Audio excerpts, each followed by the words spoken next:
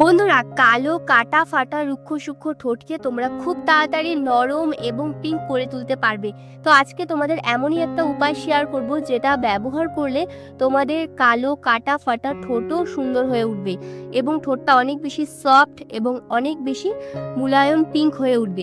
তো চলো দেখে নিই চটজলদি রেমেডিটা। কিন্তু তার আগে যারা প্রথমবার আমার ভিডিওটি দেখছো তারা অবশ্যই আমার চ্যানেলটিকে সাবস্ক্রাইব করে আমার পাশে থাকবে, কারণ আমি প্রতিনিয়ত তোমাদের স্কিন কেয়ার এবং হেয়ার কেয়ার টিপস আপলোড করতে থাকি আমার এই চ্যানেলে।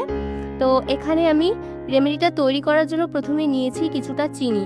তো যেহেতু আমরা শুধু ঠোঁটে লাগাবো, সেই জন্য সামান্য করে তোমরা এখানে নিয়ে নেবে তোমাদের একটু আইডিয়া করে। তো এখানে একটু চিনি নিয়েছি, আর নেক্সট আমি এখানে দিয়ে দিচ্ছি কিছুটা হলুদ, আর এরপরে দিয়ে দিচ্ছি এখানে কিন্তু মধু। তো পরপর প্রত্যেকটা ইনগ্রিডিয়েন্টস আমি আগে দিয়ে দিই, তারপরে তোমাদের প্রত্যেকটার গুণাগুণ আমি বলে দিচ্ছি। তো এখানে হলুদ এবং তারপরে দিয়ে দিয়েছি মধু, দিয়ে খুব ভালো করে প্রত্যেকটা জিনিসকে মিশিয়ে নেব।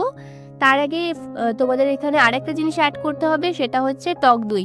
তো এখানে একটু জল ছড়ানো টক দই তোমাদের দিয়ে দিতে হবে। সামান্য একটু টক দই দিয়ে প্রত্যেকটা উপাদানকে ভালো করে মিশিয়ে নিচ্ছি। তো চিনিটা যতক্ষণ না গলে যায় ততক্ষণ তোমাদের একটু ভালো করে মিক্স করে নিতে হবে। যেহেতু আমি চিনিটা এখানে গুঁড়ো চিনি ব্যবহার করিনি, তার জন্য কিন্তু একটু সময় লেগেছে। তো এই রেমেডিটা কিন্তু ভীষণই ইজি, খুব কম সময় তোমরা কিন্তু এই রেমেডিটা তৈরি করে অ্যাপ্লাই করতে পারবে। আর এটা কিন্তু তোমরা ফ্রিজে রেখে প্রত্যেক দিন ব্যবহার করতে পারবে, কারণ এটার কোনো সাইড ইফেক্ট নেই। তোমরা যদি এটা রোজ ব্যবহার করো, বিশেষ করে যাদের ঠোঁট অনেক বেশি কালো এবং অনেক বেশি রুক্ষ সূক্ষ্ম, তারা কিন্তু এটা রোজই ব্যবহার করতে পারবে।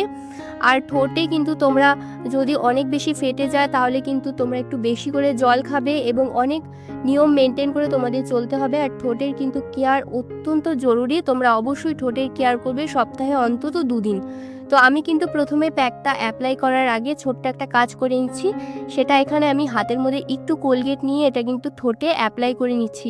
এই কোলগেটের মধ্যে এমন কিছু স্কিন হোয়াইটনিং এবং স্কিন ব্রাইটনিং প্রপার্টিস রয়েছে, যেটা আমাদের ঠোঁটকে খুব সুন্দর কিন্তু ব্রাইট করে তোলে এবং একটা কুলিং ইফেক্ট দেয়।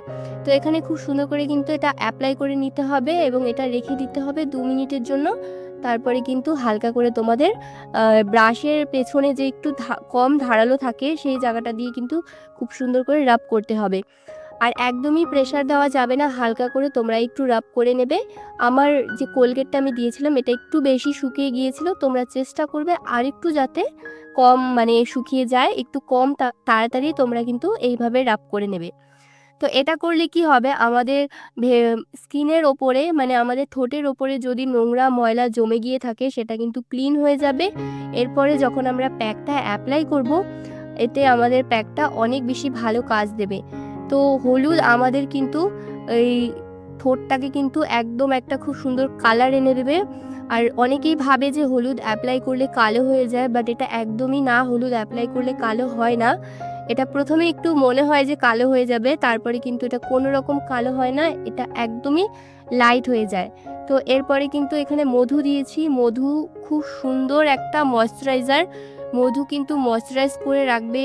আর এই যে এখন গ্রীষ্মকাল চলে এসেছে, এখন কিন্তু সবারই ঠোঁট ড্রাই হয়ে যায়, সেই ড্রাইনেসটা দূর করার জন্য কিন্তু মধু অত্যন্ত জরুরি। তো প্রত্যেকটা উপাদান কিন্তু ভীষণই ভালো ঠোঁটের জন্য, এটা তোমরা বাচ্চাদেরও অ্যাপ্লাই করাতে পারবে। তো এটা অ্যাপ্লাই করার পর কিন্তু রেখে দিতে হবে 10 মিনিটের মতো। 10 মিনিট পরে হালকা হাত দিয়ে আঙ্গুলের সাহায্যে একটু রাব করে নিচ্ছি, কারণ ঠোঁটের সাথে সাথে ঠোঁটের চারপাশগুলোও কিন্তু অনেক সময় কালো দেখায়, যেটা ভীষণই বাজে লাগে।